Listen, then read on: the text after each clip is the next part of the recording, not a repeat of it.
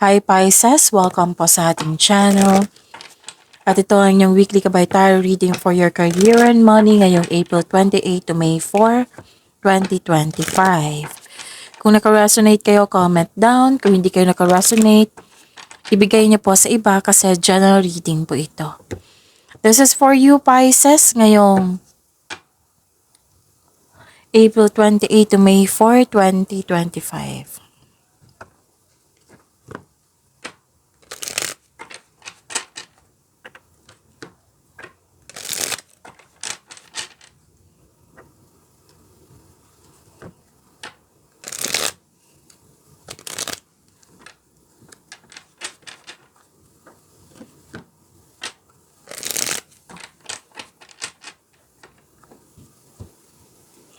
Para po ito sa inyo Pisces ngayong April 28 to May 4 for your career and money.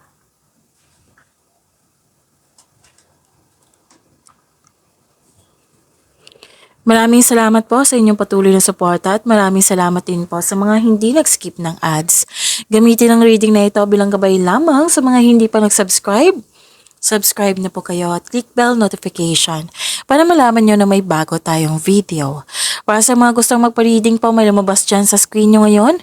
Panoorin nyo po at sundin ng instruction. Please be advised, kumakain po ako ngayon ng Strepsils kasi kailangan po.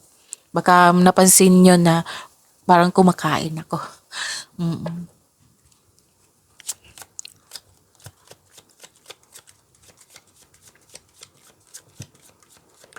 Spirits Guide, mga ganap po sa career and money ni Pisces ngayong April 28 to May 4, 2025. I need 3 cards po.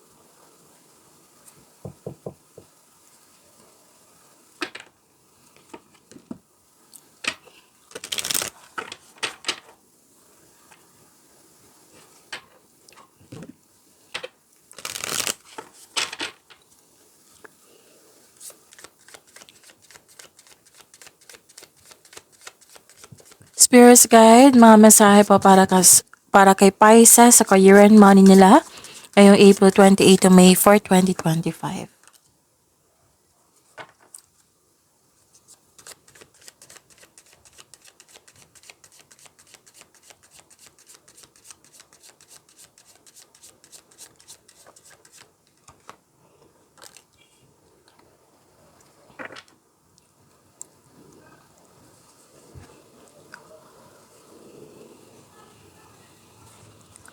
Ngayong April 28 to May 4, for your career and money, makakatanggap kayo ng good news. Kung may pagbabago po nangyari, huwag kayong mag-alala kasi this is change for the better. Pwede may paglilipat sa malayong lugar. Stop overthinking. Nag-overthink kayo dito, nag-overanalyze kayo, pwedeng may fear, may doubt, may hesitation, or may anxiety, or na-stress kayo. So, stop overthinking kasi nakakadrain niya ng energy po. At humingi ka ng advice dito kasi naguguluhan ka, nabibigatan sa isang mentor, elders, parents, at binigyan ka ng suporta nito, nagbigay ito ng wisdom message sa iyo.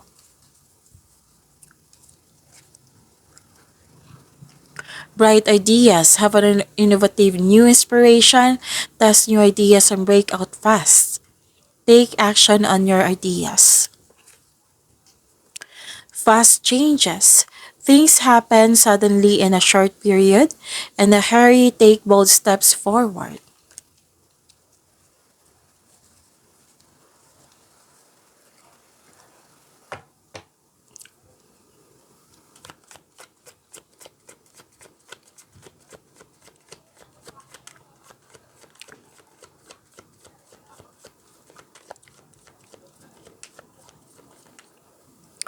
Spirits guide, energy po sa career and money ni Pisces for this week.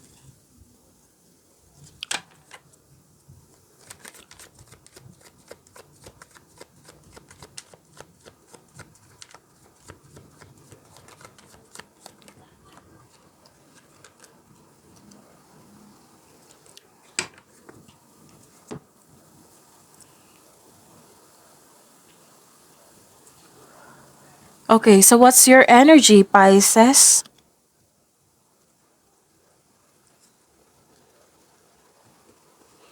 May concern kayo dito, naghintay ng kapalit sa bawat bigay. Hindi nagbigay ng oras, hindi nagbigay ng halaga. Nagsisave kayo, naghigpit sinturon kasi pambayad sa utang, loan, bills, or sinabihan kayo na kuripot kayo, or sinabihan mo yung tao na kuripot. Or may concern kayo sa isang tao na may utang sa inyo na hindi nagbayad.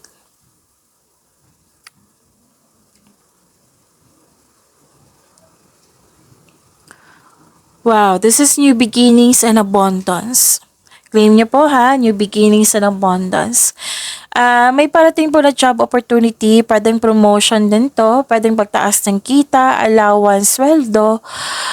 Basta sinabi ng card nyo dito, magkakaroon ng financial growth and stability.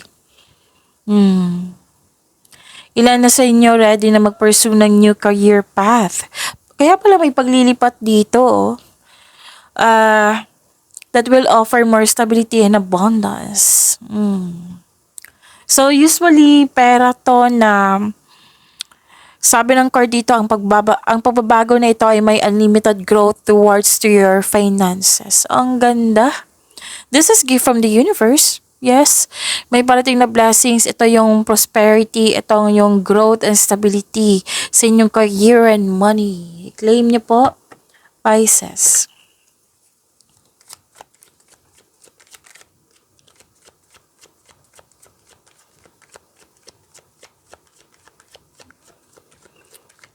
Possible blessings po na ma-receive ni Pisces sa career and money nila.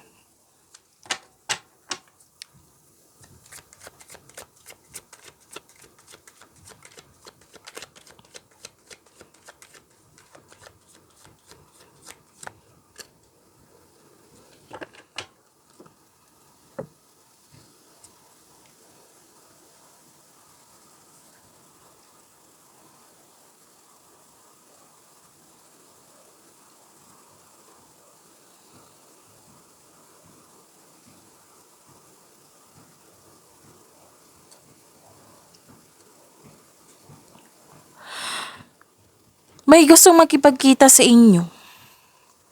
Siniguro talaga. Ano to? May gustong makipagkita sa inyo, Pisces. This is your past person na realize na po daw niya at gustong humingi ng tawad. Meaning to say, may kasalanan to sa iyo regarding sa career and money. Gusto niyang humingi na sorry sa inyo, Pisces. May nakita rin ako dito hindi ka kontento sa kinikita mo ngayon o posisyon mo sa trabaho. Kaya yun, nag-take ka ng chances na magkaroon ng career change. 'Di ba? Paglilipat ng ng lugar or paglilipat ng posisyon, paglilipat ng sa kumpanya.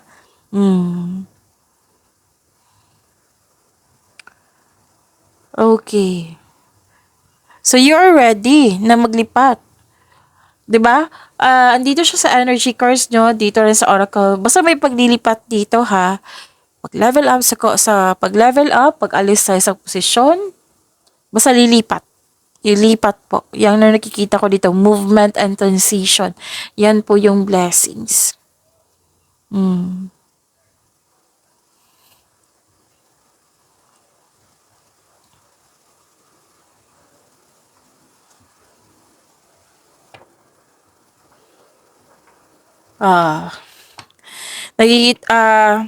Nakikita nila na magaling ka na leader, or it might be the offered position is a leadership role. So, this is another card na nagsabi dito na stability sa inyong napiling career. And yes, financial stability to. Wow, ilang beses lumabas. Umiwas lang po daw kayo yung mag-overthink, yung kasi may tao dito na hindi marunong bigay halaga, nang dahil sa kanya hindi nag-stable yung emotion mo, baka maapektuhan eh. So, pwede na nag-alinlangan ka sa pagtanggap ng leadership role. Kahit ng iba, naghihingi ng guidance sa iyo, nakikita nila na magaling ka. So, ikaw, nagkaroon ng hesitation. Huwag po daw kayo mag-hesitate. Siguro it might be nagkaroon ng hesitation kasi nagkaroon ng lack of plan. So, magkaroon kayo ng konkretong plano para magiging confident kayo.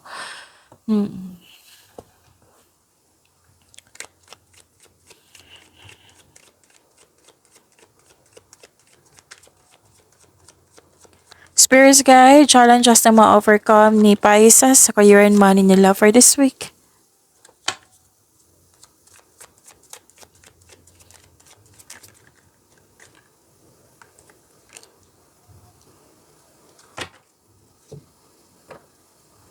Busy-busy si Pisces.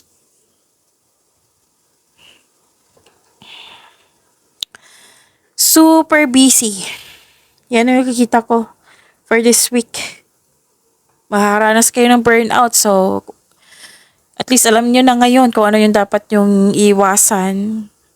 Magkaroon kayo ng time management para maiwasan itong burnout na nakikita ko. Ask for help kung hindi mo na kaya. So, malapit mo naman matatapos yung mga ginagawa mo dyan, yung pwedeng proyekto. Tapos nag-iisip ka na dito ng bakasyon.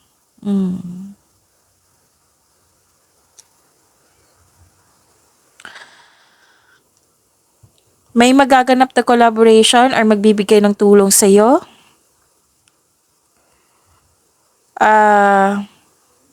This is nice kasi 'di ba na marami kang ginagawa. It might be tutulungan ka ng mga kasamahan mo dyan. Or this is literal na collaboration. Yung makipag-teamwork, makipag-sosyo. May sabi din dito na hired kayo as dagdag empleyado. Pwede din na negosyante kayo, nag-hired kayo ng karagdagang empleyado kasi due to increased profits. May ganap na travel, nakikita ko. So, Pisces, after this video po, may love reading kayo, Pisces. Isipin nyo po yung person nyo. Basta may connection na ha, pwedeng maliligaw nyo, crush nyo yan, or person nyo ngayon. Pwede din loss of connection, basta nagkaroon po na connection noon or ngayon. Okay, isipin nyo po siya para makuha ko yung energy niya.